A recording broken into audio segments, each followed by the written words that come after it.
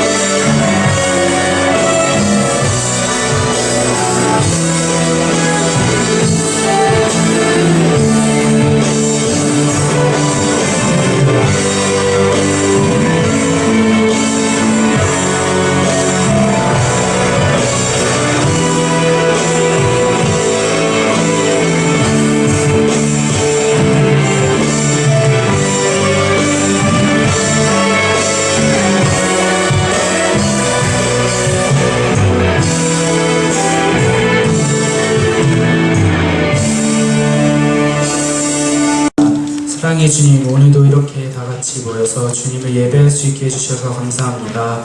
이제 긴 추석 연휴가 시작됩니다. 어딜 가든지 다치지 않고 건강히 다녀올 수 있도록 인도해 주시고, 긴 연휴 동안 마음 해이해지지 않고 말씀으로서 주님께 나아갈 수 있는 중고등부 될 수 있도록 인도해 주세요. 고3 수능이 얼마 남지 않았습니다. 다 같이 고3을 위해서 기도할 수 있는 마음 주시고, 오늘 말씀에도 은혜 부어 주시고 예배에 집중할 수 있도록 도와주세요. 사랑이 많으신 예수님의 이름으로 기도드렸습니다.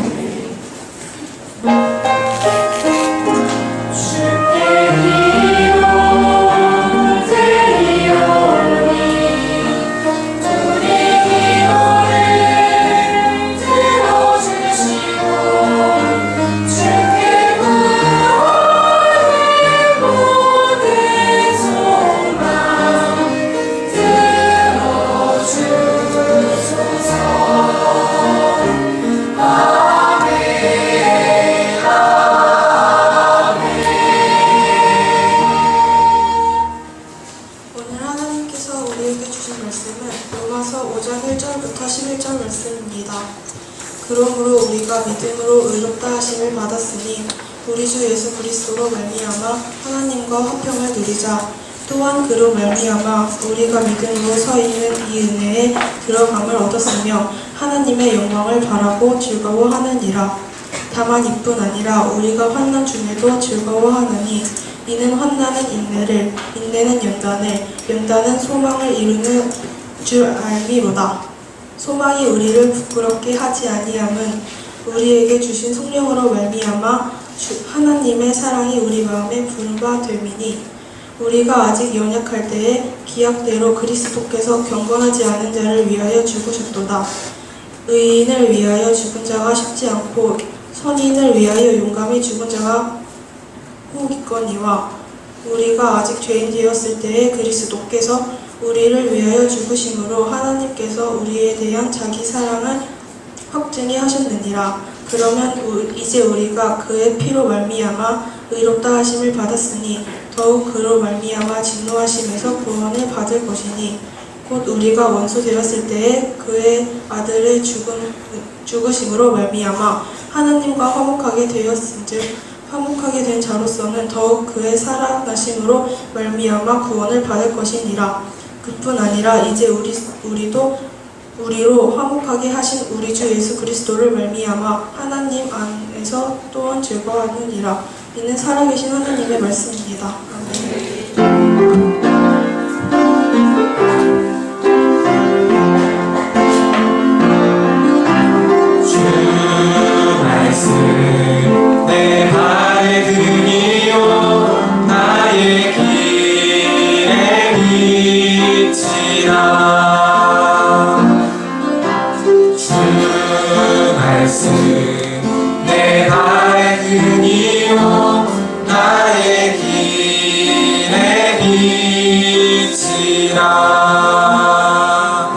임마누엘 찬양대 나오셔서 하나님께 귀한 찬양해 주시겠습니다.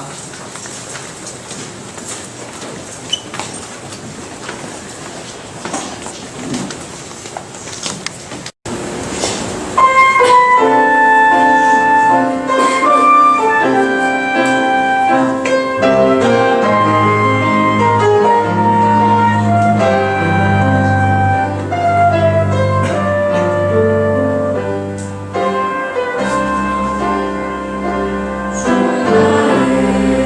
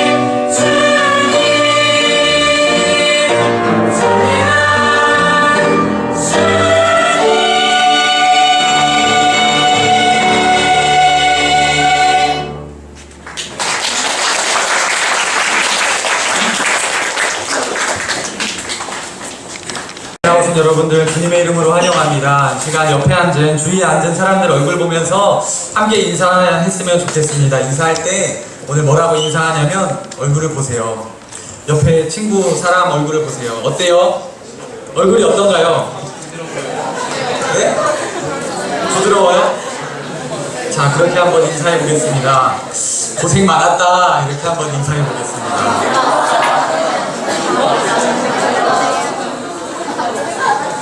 여러분, 시험 다 끝났죠? 고생 많으셨습니다.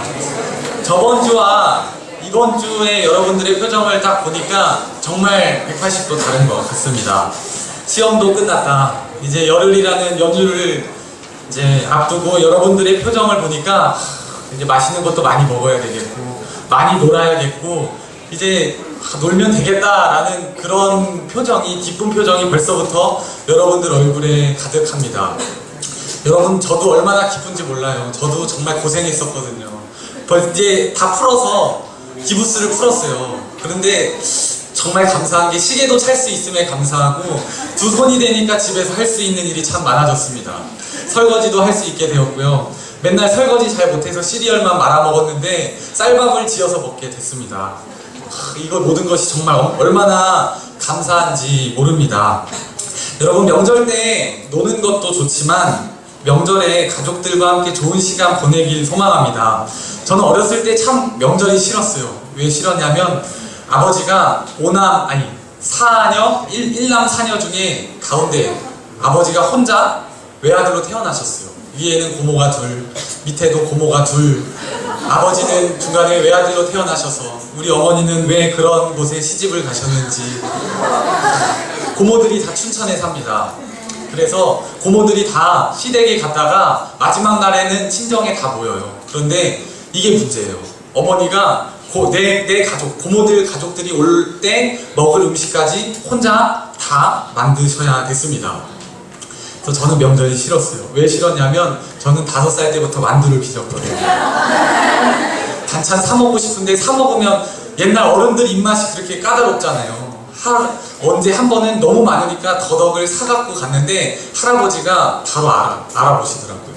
얘야, 이게 맛이 예전과 다르다, 이렇게 바로 하시더라고요. 그래서 그때부터 어머니가 계속 만드십니다.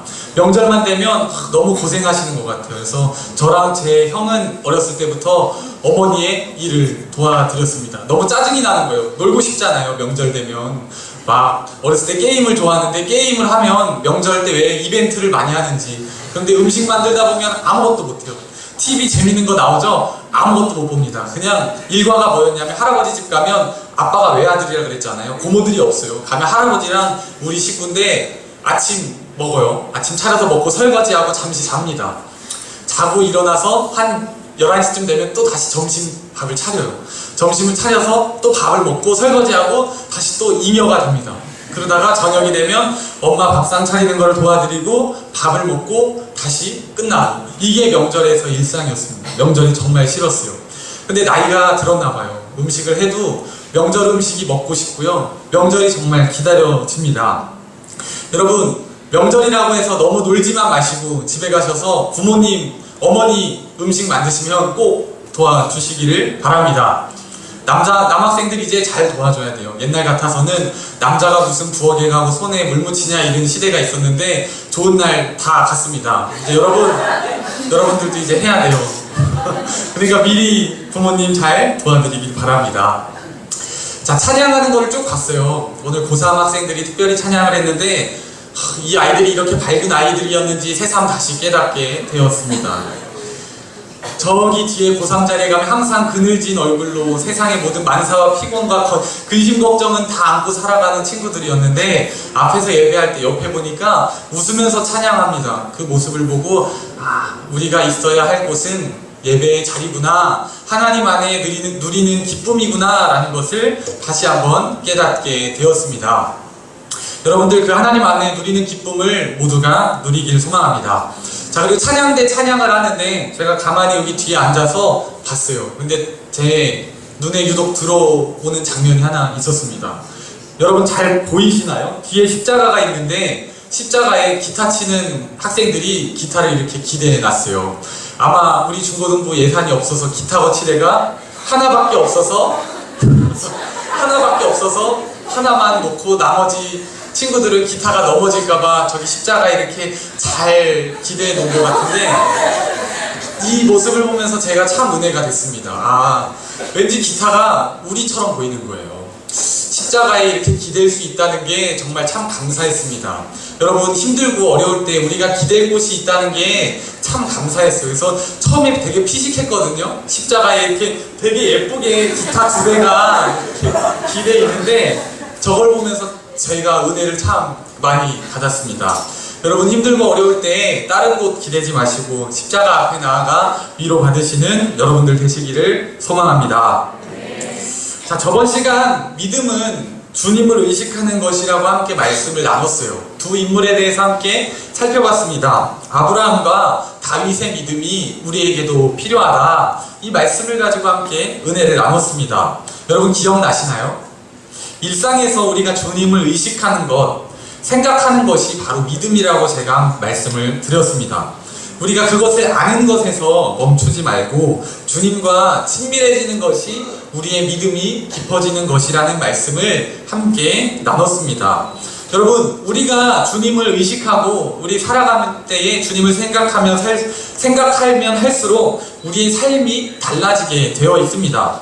내가 이전에 함부로 막 살았던 그 순간에도 하나님이 함께 하신다고 생각하면 참 하찮은 인생이 아니라 최선을 다하게 되어 있습니다. 여러분, 이전에는 내가 뒤에서 수근수근하고 비방하고 남을 욕하고 살았지만 내가 비방하고 욕하는 모습을 주님이 보고 있다고 생각을 하는 순간 이전처럼 똑같이 막 살지 않습니다. 믿음이 바로 그런 것 같아요. 우리가 자랄수록 우리의 모습이 바뀌어지는 것, 더 하나님을 사랑하게 되고 하나님을 의식하게 되는 것이라고 생각합니다. 여러분, 믿음이 자랄수록 우리가 바뀌는 것이 한 가지가 또 있어요. 그것이 무엇이냐면 우리가 자랑하는 것이 달라진다라는 것입니다. 우리가 유아기적 믿음을 가지고 있으면 작은 간증들을 통해서 하나님으로부터 좋은 것을 받으면 하나님 감사합니다 하고 그 주님을 자랑하며 사는 것이 아니라 주신 재물에 눈이 멀어서 그 축복에 눈이 멀어서 하나님은 금세 잊어버리고 그것을 취하고 살아가는 우리의 모습을 보게 됩니다. 마치 이것이 내 자랑인 양 그렇게 살아갑니다. 하지만 믿음이 성숙하면 성숙할수록 그것은 내가 한 것이 아니고 나를 드러내는 것이 아니고 하나님의 은혜였다라는 것을 우리가 고백하게 됩니다. 자, 우리 오늘 본문에는 예수님을 믿음으로 우리가 진노에서 구원받았다 이런 말씀이 나오는데요. 또 의롭다함을 받은 사람들에게 있는 독특한 자랑에 대해서 이야기하고 있습니다. 그것이 무엇이냐면 나를 자랑하는 것이 아니라 하나님을 자랑하는 것입니다. 내가 한 줄 알았는데 그것이 다 하나님의 은혜였다라는 것입니다. 2절 말씀을 공동번역으로 함께 보면 이렇게 얘기를 합니다. 우리는 그리스도를 믿음으로써 지금의 이 은총을 누리게 되었고 또 하나님의 영광에 참여할 희망을 안고 기뻐하고 있습니다. 이렇게 얘기를 해요. 자, 여러분 지금 예배 드릴 수 있는 것에 우리는 참 감사합니다. 예수님이 우리를 위해서 십자가에 죽으시지 않으셨으면 아직도 우리는 제단을 쌓고 양을 잡고 가축을 잡아서 피를 다 빼고 그 가축을 태워서 아마 제사를 드려야 했을지도 모릅니다. 그런데 우리는 예수님께서 우리에게 대속제물이 되셔서 우리를 위해서 십자가에 못 박혀 죽으셔서 이렇게 간편하게 하나님 앞에 언제든지 예배를 드릴 수 있게 되었습니다. 교만한 믿음을 가진 사람들은 아마 이렇게 생각할지도 모르겠습니다. 내가 오늘은 약속도 없고 좀 일찍 일어났으니까 그리고 믿음이 좀 떨어질 때도 됐으니까 그래 오늘 한번 교회에 나가주지 뭐 이렇게 생각할지 모르겠습니다. 이렇게 우리는 극단적이지는 않지만 우리가 이렇게 신앙생활을 할 수 있는 위험이 있다라는 거예요. 믿음이 떨어질 때가 돼서 마치 배터리를 충전하는 것처럼 교회 가면 내 믿음이 채워지는 것처럼 우리가 쉽게 생각할 수 있다는 것입니다. 여러분, 근데 2절에서 말하는 것이 무엇이냐면 내가 믿음을 쟁취하고 내가 은혜를 쟁취하는 것이라고 생각했지만 하나님의 은총으로 우리가 지금의 것들을 누리게 되었다라는 고백을 하는 거예요. 내가 교회에 나가서 내 믿음이 자라는 것이 아니라 하나님께서 허락해 주셨기 때문에 내 믿음이 자란다는 고백이에요. 내가 자랑한 것, 내가 한 것을 자랑하는 것이 아니라 하나님이 주신 것을 자랑하는 것입니다. 이전에는 내 만족과 유익을 위해서만 기도했다면 이제는 하나님의 마음을 구하는 기도를 하게 됩니다. 여러분, 전에는 세상 것들을 막 자랑하면서 살았어요. 나 성적 잘 나왔다, 막 롤 실버 갔다, 뭐 이런 자랑하잖아요. 우리 공동체에도 누가 자랑하는 걸 들었어요. 나 실버다, 이런 자랑하잖아요. 좋은 옷 샀다, 누구 콘서트 갔다, 이런 거 막 자랑하잖아요. 이렇게 자랑을 하며 살았는데 이제는 하나님의 영광에 이르게 될 소망을 자랑하면서 산다라는 거예요. 이전처럼 계속 나 승급했어, 나 골드 갈 거야, 뭐 이런 자랑을 하는 게 아니라 하나님을 자랑하게 되었다라는 것입니다. 바울은 이것을 보고 1절과 12절 말씀에 보면 이렇게 얘기를 해요. 1절 말씀에 보면 하나님과 화평하게 되었다라는 것을 이렇게 얘기를 합니다. 우리는 믿음으로 말미암아 하나님과 올바른 관계를 가졌으므로 우리 주 예수 그리스도를 통해서 하나님과 평화를 누리게 되었습니다. 이렇게 얘기를 합니다. 자, 우리가 읽은 개역개정 성경에 보면 하나님과 화평하게 되었다 이렇게 얘기를 합니다. 하나님과 우리 믿음으로 하나님과 화평하게 되고 하나님과 화해하게 된다라는 것이요. 여러분, 화해는 언제 하세요? 화해는 언제 하세요? 싸웠을 때 합니다. 믿는 자들의 삶 속에서 화해하지 못하는 부분들이 있다면 우리는 그것을 반드시 해결해야 합니다. 마음속으로 화해하지 못하고 품는 그런 나쁜 마음들로 인해서 우리의 믿음이 병들기 때문입니다. 자, 우리가 하나님과 화해하게 되었다 이 말을 반대로 생각해 본다면 우리가 하나님을 등지고 하나님과 싸웠다라는 것을 바울은 이야기하고 있습니다. 하나님은 언제나 우리 삶의 자리 가운데 함께하기를 원하셔요. 우리가 교회에 있을 때만, 예배 드릴 때만 하나님이 함께 하시길 원하는 것이 아니라 교회 밖에서도, 집에서, 학원에서, 학교에서 또는 직장에서 우리가 걸어가는 길에서도 하나님은 우리와 함께 하시기를 원합니다. 그런데 우리는 늘 내 마음대로 살기를 원해요. 내 마음대로 살고 싶어 합니다. 말씀은 금세 까먹고 교회만 떠나가면 내 마음이 가는 대로 생활합니다. 그것이 우리의 모습이고 나도 모르는 채에 하나님을 대적하면서 하나님과 싸우게 됩니다. 갈라디아서 5장 17절에 보면 바울이 이렇게 얘기를 해요. 그런 우리의 모습을 보면서 육체의 소욕은 성령을 거스르고 성령은 육체를 거스르나니 이 둘이 서로 대적함으로 너희가 원하는 것을 하지 못하게 하려 함이니라. 이렇게 얘기를 합니다. 우리 마음에는 늘 갈등이 있어요. 내가 살아가는 자리가 늘 내 것이라고 생각합니다. 내가 가지고 있는 것이 다 내 것이라고 생각해요. 내가 공부를 잘하는 것도, 내가 열심히 해서 내가 성적을 잘 나와도 다 내 거라고 생각합니다. 그런 마음으로는 하나님의 뜻과 멀어지게 됩니다. 우리 삶에 말씀이 기준되지 못하고 자기 나름대로 기준과 판단대로 살아가요. 말씀이 우리 삶을 움직이는 게 아니라 말씀은 그저 말씀이고 내 삶을 움직이게 하는 어떠한 우리의 생각이 있어요. 자신만의 어떠한 기준, 도덕적인 기준을 가지고 살아간다라는 것입니다. 여러분, 우리가 계속 내 뜻만을 주장하면 어떻게 될까요? 평안할까요? 아마 평안하지 않을 것 같아요. 예수님이 베드로를 부르셨던 장면을 한번 떠올려 보세요. 베테랑 어부였던 베드로가 밤새 고기를 잡으려고 바닷가에 나가서 한 마리도 못 잡았어요. 아침에 이제 해안가로 들어와서 그물을 씻고 철수할 준비를 합니다. 피곤하기도 하고 집에 가서 쉬어야 되는데 예수님이 갑자기 나타나요. 예수님을 모르던 베드로가 갑자기 지나가던 예수님이 이렇게 얘기를 합니다. 깊은 데로 나가서 그물을 던져라. 이렇게 얘기를 해요. 나는 베테랑 어부인데 아무것도 모르는 사람, 이 갈릴리 바닷가에서 듣도 보도 못한 어떤 사람이 나타나서 깊은 데 가서 그물을 내리라는 거예요. 나는 철수해야 되는데 그물을 씻고 있는데, 그런데 베드로가 그 예수님의 말씀에 순종합니다. 그 순종하면서 많은 물고기를 베드로가 잡게 됩니다. 그런데 놀라운 것이 이어지는 베드로의 대답입니다. 아마 많은 사람들, 믿음이 연약한 사람들, 아마 그것이 예수님인지 몰랐던 사람들은 많은 물고기를 잡으면 그 물고기에 놀라서 예수님께 이랬을지 모르겠어요. 주님 감사합니다. 누군지 모르겠지만 감사합니다. 그 깊은 곳에 고기가 많은 것은 어떻게 아셨어요? 제가 여기 베테랑 어부인데 선생님 한 수 배웠습니다. 이렇게 얘기를 하고 고기를 잡고 그걸 가지고 오늘 대박났네 하고 돌아갔을지도 몰라요. 그런데 베드로가 어떻게 얘기를 하냐면 무릎 꿇고 예수님한테 이렇게 얘기를 합니다. 주님, 저는 죄인입니다. 저를 떠나소서. 이렇게 얘기를 해요. 참 놀라운 장면입니다.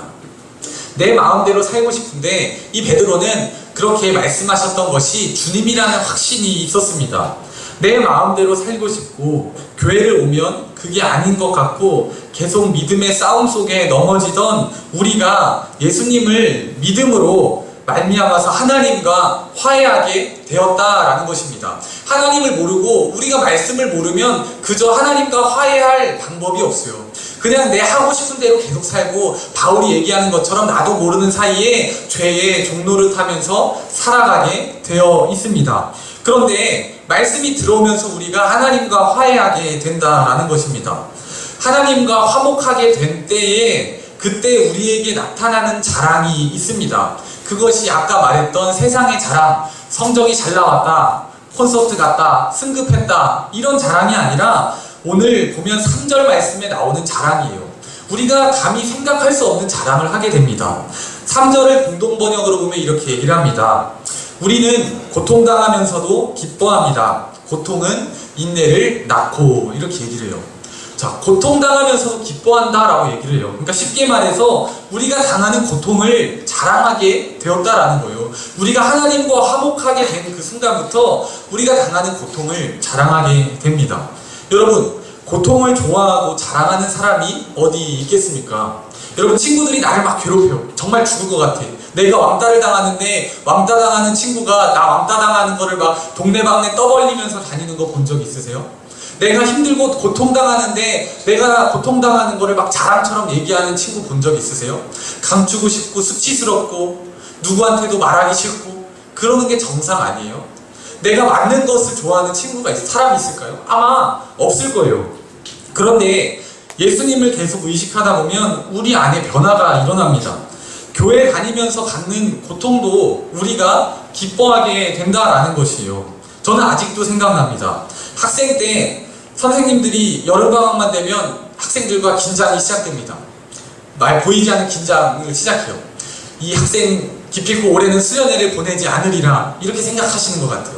그래서 막 보충을 안 빼주려고 그래요. 그리고 저는 수요 예배 때마다 반주를 했거든요.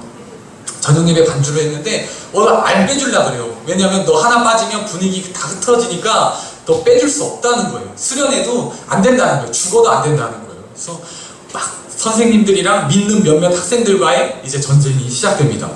막 칠랑이를 하다가 수련회 가야 되잖아요. 그게 좋으니까 가야 되잖아요. 그러면 막 선생님이 너 가려면 열대 맞고 가 막 이런 얘기를 해요. 그러면 당연히 맞아요. 막 엎드려 뻗쳐서 벌 쓰고 옆에 다 같이 교회 다니는 친구가 있어요. 그러면 맞으면서도 서로 막 즐거워합니다. 왜냐하면 수련회에 가는 그 기쁨이 더 크기 때문이에요. 그렇잖아요. 욕먹고 맞으면서도 수련회 가는 이유가 우리가 당하는 고통보다 그곳에서 누리는 그 기쁨이 더 크기 때문입니다. 그게 일반적이었어요. 다른 애들, 교회 다니지 않은 친구들은 이해할 수가 없습니다. 이렇게 얘기를 해요. 너 그렇게 맞으면서까지 교회를 가고 싶냐? 에이, 나는 안 가고 만다. 에이, 더럽다. 맞으면서 교회 다니면 안 간다. 안 가. 이렇게 생각할지 모르겠어요. 이게 당연합니다. 하나님을 모르고 예수님을 모르는 친구들은 이렇게 생각할 수밖에 없어요. 주님 안에서 누리는 기쁨이 뭔지 당연히 모릅니다. 하지만 그것은 우리에게 그저 막연한 기쁨이 아니고 우리에게 하나님 나라가 있고 그 하나님의 자녀가 되는 과정에서 주어지는 고통이라는 것을 생각할 때 그것이 기쁨이고 자랑이 되는 거예요. 맞아도 막 즐거워요. 막 서로 즐거워요. 왜냐면 막 자랑하면서 얘기해요. 그리고 나서 교회에서 어떻게 얘기하는지 알아요? 나 수련회 오려고 선생님한테 열대 맞았다 이렇게 자랑해요. 참 놀라운 기적이 일어납니다. 맞는 것을 막 내가 고통당하는 것을 막 자랑하게 됩니다. 자, 4절, 5절 말씀 보면 이렇게 이야기합니다. 인내는 시련을 이겨내는 끈기를 낳고 그러한 끈기는 희망을 낳는다는 것을 우리는 알고 있습니다. 이 희망은 우리를 실망시키지 않습니다. 우리가 받은 성령께서 우리의 마음속에 하나님의 사랑을 부어주셨기 때문입니다. 이렇게 얘기를 합니다. 여러분, 우리 안에 정말 하나님과 화평하고 하나님이 부어주시는 사랑이 있다면 주님 때문에 받는 고통을 우리는 기뻐할 수 있어야 돼요. 그것을 우리는 자랑할 수 있어야 됩니다. 여러분, 공부 열심히 하시죠? 좋은 대학을 가시기 위해서 공부하시죠? 만약 여러분 좋은 대학에 들어가면 그것을 기뻐하고 자랑합니다. 유학을 가는 것도 마찬가지입니다. 동네방네 다 떠벌려요. 나 유학 가게 됐어. 그냥 열심히 안 했는데 가게 됐어. 뭘 열심히 안 해요. 열심히 한 거 다 아는데. 자랑하고 싶은 거예요. 내가 잘한 것, 내가 이만큼 했다라는 것을 자랑하고 싶은 거예요. 자격증 따는 것도 자랑입니다. 이거 땄어. 성적 잘 나왔어. 토익 점수가 잘 나왔어. 좋은 직장에 취직했어. 이런 것도 다 자랑하면서 다녀요. 자, 여러분, 근데 실제로 이런 것들을 이뤄냈다고 해서 그 이후의 삶이 평탄할까요? 쉬울까요? 아닙니다. 결코 쉬운 것이 아닙니다. 대학교 공부는 더 힘들고, 대학 가면 뭐예요? 여러분, 남학생들은 군대에 가게 됩니다. 군대에서 혹독한 훈련을 받게 됩니다. 대학교 졸업하면 취업을 앞두고 이제 경쟁에 돌입하게 됩니다. 여러분, 그냥 좋은 대학에만 가면 끝날 것처럼 우리가 살아가는데 정작 우리가 그것을 쟁취했다고 해서 우리의 삶이 순탄하게 풀리지 않는다라는 것이요. 그런데 우리가 그 주어질 과정이 힘듦에도 어떻게 그것을 자랑하는 이유가 뭘까요? 그것이 무엇이냐면 그것으로 인해서 얻게 될 결과를 우리가 생각하기 때문입니다. 그 결과가 내게 너무 좋기 때문에 그 결과를 위해 쫓는 어려움은 아무것도 아니에요. 좋은 대학에 들어가기 위해서, 내가 큰일을 하기 위해서 지금 공부를 하면서 나를 희생하고, 여러분 마치 뭐 번데기라 그러잖아요. 여러분들은 나비가 될 준비를 하는 거야 라고 맨날 공부하라고 하는 이 10년의 기간을 버틸 수 있는 거는 그 이후의 결과가 너무 좋기 때문이에요. 마치 그 과정을 드라마틱하게 참아내고 이겨낼 수 있는 게 바로 거기에 있습니다. 신앙도 마찬가지예요. 교회 다니는 것이 힘들지만 그것을 자랑하는 것은 이것이 하나님 나라의 백성이 되는 과정이기 때문이에요. 그냥 여기서 우리가 교회 다닌다고 친구들한테 욕먹는 것으로 끝난다면 왜 교회를 다닐까요? 그런데 우리가 욕먹어도 이 과정들로 인해서 우리의 믿음이 자라고 우리가 더 하나님의 자녀가 된다라는 사실을 우리가 알기 때문에 그것들을 감내할 수 있는 것입니다. 고린도후서 4장 17절에 보면 이렇게 얘기해요. 우리가 잠시 받는 환난에 경한 것이 지극히 크고 영원한 영광이 중한 것을 우리에게 이루려 함이니, 이렇게 얘기를 합니다. 자, 말씀 계속 띄워주세요. 바울 사도가 이렇게 얘기를 합니다. 우리가 받는, 지금 당하는 이 고통이 경한 것, 가볍다라는 것이에요. 뒤에 올 영광이 우리에게 더 크다라고 말씀하고 있는 것입니다. 교회를 안 다니는 사람이 정말 이해할 수 없는 게 이 부분입니다. 교회를 다니면 편해져야지, 내게 모두 잘 풀려야지, 그러면 내가 다니는데, 교회를 다니면 다닐수록 막 고난이 다가오고 시련이 다가오고, 그러면 왜 교회를 다니는지 이해가 될 수 없어요. 제가 말씀나무 아카데미를 이제 시작을 다시 했거든요. 성경이 읽어지네 이제 성도님들이랑 같이 강의를 시작하는데, 한 분 성도님이 그런 고백을 합니다. 교회 나온 지 얼마 안 되셨대요. 한 3달 되셨는데 이런 고백을 해요. 아유, 전도사님, 교회를 안 다닐 때는 몰랐는데 교회를 다니기 시작하니까 좀 제대로 믿으려고 하니까 왜 인생이 이렇게 힘든지 모르겠어요. 왜 집안에 방해가 너무 많고 이게 다 나쁜 영의 역사겠죠? 이렇게 얘기를 해요. 3개월 되신 분이.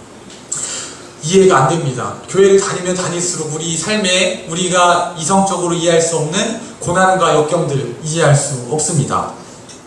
그런데 우리 믿음의 눈이 뜨이게 되면 시험을 당해도 오히려 기뻐합니다. 왜냐하면 그것으로 내가 변화되기 때문이에요. 그래서 야고보서 기자는 이렇게 얘기합니다. 야고보서 1장 2절 3절 보면 이렇게 얘기를 합니다. 내 형제들아, 너희가 여러가지 시험을 당하거든 온전히 기쁘게 여기라. 이는 너희 믿음의 시련이 인내를 만들어내는 줄 너희가 알미라. 이렇게 얘기하고 있어요. 우리가 시험을 당한다면 하나님 왜 내게 이런 시련을 주시나이까가 아니라 기뻐하라 라고 얘기를 하고 있어요. 우리 믿음이 성숙한다면, 우리 믿음이 자란다면, 우리가 하나님과 화해하게 되었다면, 내가 고통을 당하고 시험이 주어졌을 때 하나님 왜 저입니까? 이렇게 하나님께 따지는 것이 아니라 기뻐하라 라는 거예요. 그 시험으로 인해서 나이가 소망을 가지고 내가 변화되기 때문입니다. 여러분, 이것이 우리의 믿음입니다. 로마서를 갖는 초대교회 사람들이 그런 환난과 핍박에도 그것을 기쁨으로 여기고 지하에 숨어서 300년 동안 말씀을 지킬 수 있었던 이유가 바로 여기 있습니다. 내가 고난당하는 것이 기쁨인 거예요. 내가 주님을 위해서 고난당하는 것이 기쁨이고 자랑입니다. 비록 숨어서 살았지만 그들은 그 삶을 포기하지 않았습니다. 여러분, 제가 여러분들께 질문 하나 하겠습니다. 여러분, 고난을 기뻐하십니까? 고난을 자랑하십니까? 내가 교회 다니면서 욕먹는 것을 여러분 자랑하십니까? 이것이 구원받는 믿음을 가졌다는 증거예요. 내가 정말 교회 다니면서 그것을 받는 고통을 자랑하고 있다면 그것이 정말 참 믿음입니다. 어떻게 고난을 자랑할 수 있냐면 하나님의 사랑을 확신하기 때문이에요. 5절 말씀 다시 한번 띄워주세요. 5절 말씀 하반절에 보면 이렇게 얘기를 해요. 성령님께서 우리의 마음속에 하나님의 사랑을 부어주셨기 때문에 우리가 이 모든 과정을 감내하고 이겨내고 기뻐할 수 있다라는 것입니다. 자, 시간이 조금 지났는데 계속 할게요. 6절 말씀에 보면 이렇게 얘기를 합니다. 우리가 아직 연약할 때에 기약대로 그리스도께서 경건하지 않은 자를 위하여 죽으셨도다. 7절 8절 이어서 볼게요. 의인을 위하여 죽는 자가 쉽지 않고 선인을 위하여 용감히 죽는 자가 혹 있거니와 우리가 아직 죄인 되었을 때에 그리스도께서 우리를 위하여 죽으심으로 하나님께서 우리에 대한 자기의 사랑을 확증하셨느니라. 이렇게 얘기를 합니다. 여러분, 나를 위한 십자가를 말하고 있습니다. 이것은 분명한 역사적인 사실입니다. 내가 잘나고 못나서가 아니라 내가 실패했다고, 내가 환난을 당했다고, 내가 못생겼다고, 내가 공부를 못한다고 해서 이 십자가가 취소되는 것이 아닙니다. 우리가 죄인일 때에 예수님께서 우리를 위해서 죽으셨다라고 분명히 얘기를 합니다. 여러분, 우리가 겪는 사랑 중에, 생각할 수 있는 사랑 중에 가장 큰 사랑은 자기애입니다. 남을 사랑한다고 하지만 나를 사랑하는 것만큼 남을 사랑할 수 없습니다. 자기애가 너무 강하면 어떻게 되냐면 다른 사람이 보이지 않고 다른 사람의 아픔에 공감해주지도 않고 사랑이라는 이름으로 다른 사람을 막 찌르기도 합니다. 자기애가 가장 큰 사랑이라는 것이에요. 우리가 생각할 수 있는 사랑 중에. 그런데 나를 사랑하는 자기애가 큰 사람도 나에게 실망할 때가 있습니다. 그것은 내가 내 기대에 못 미쳤을 때 우리는 나 자신에게 실망하고 용납할 수 없기도 합니다. 그래서 자살을 하기도 하고 인생에서 그냥 포기하는 삶을 보게 됩니다. 여러분, 하지만 하나님께서는 우리가 죄인일 때에 우리를 위해서 십자가에 달리셨다라고 말합니다. 우리가 괜찮을 때에, 우리가 말씀을 잘 지키며 살 때가 아니라 우리가 죄인일 때에 우리를 위해서 십자가에 못 박혀 돌아가셨다는 것을 말하고 있어요. 하나님께서 우리를 위해 하나님의 아들의 목숨까지 내어주셨습니다. 그 사랑이 우리를 어떠한 상황 속에서도 감사하게 하고 어떠한 상황 속에서도 견디게 하고 일어서게 하는 능력이 되는 것입니다. 여러분, 우리가 고난을 아직 자랑할 수 없습니까? 그렇다면 우리가 이 십자가에서 허락하신 사랑을 더 의지해야 되는 줄 믿습니다.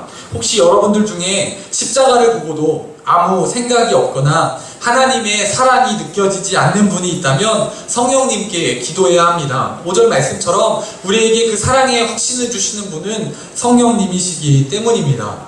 성령님은 우리의 마음속에 함께 하셔서 그 사랑을 부어주시는 분이십니다.